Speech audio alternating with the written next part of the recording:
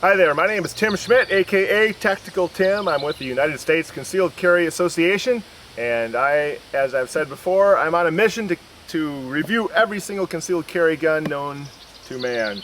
The gun I have today is the Kahr PM40. PM40 is obviously in 40 Smith & Wesson, that's the caliber, and I've got some interesting things to say about this gun. And but before we do that, I'm going to shoot a few rounds downrange to see how it feels. So here we go.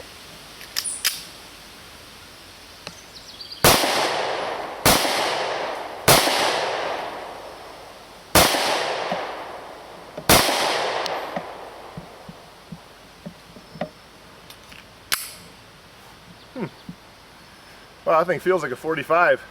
Interesting. Okay, cool. Well, before we get into the details, I just want to remind you all that you can download the Kahr PM40 sheet from tacticaltim.com. Of course, it's absolutely free, no strings attached.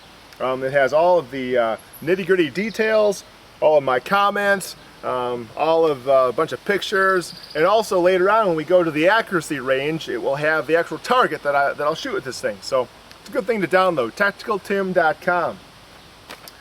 Okay, so let's talk a little bit about the Kahr PM40.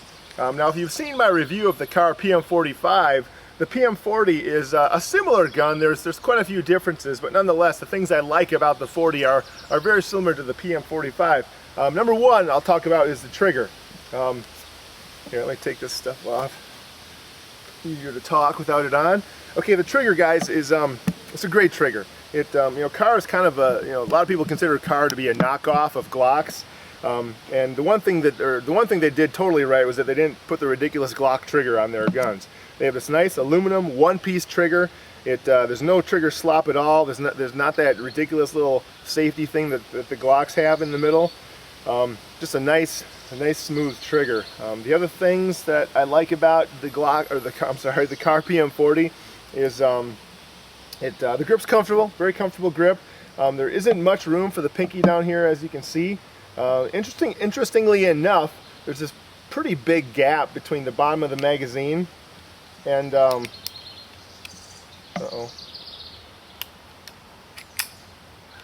we go.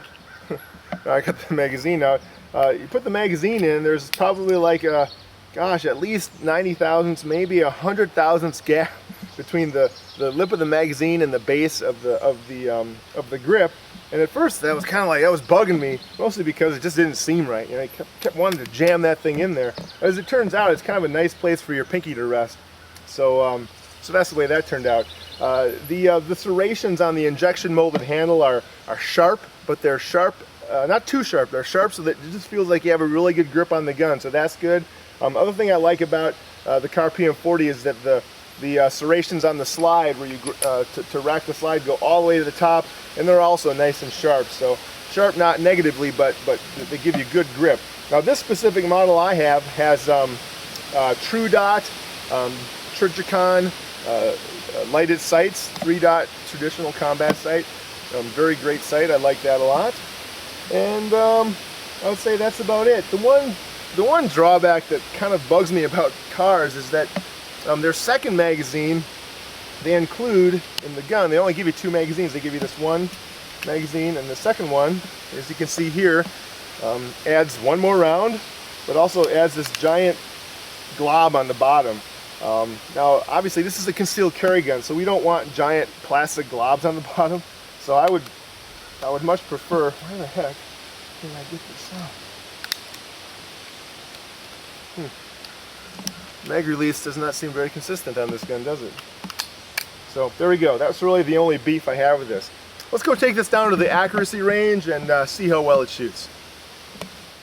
Okay, Tim Schmidt here. I'm down at the accuracy range. I got the Kahr PM40, and I'll be shooting from 7 yards, about 21 feet. And as you can tell, I'll be shooting from the ground using my knee as kind of a bench rest, so we can best gauge the accuracy of the gun, not so much the accuracy of me. So here we go.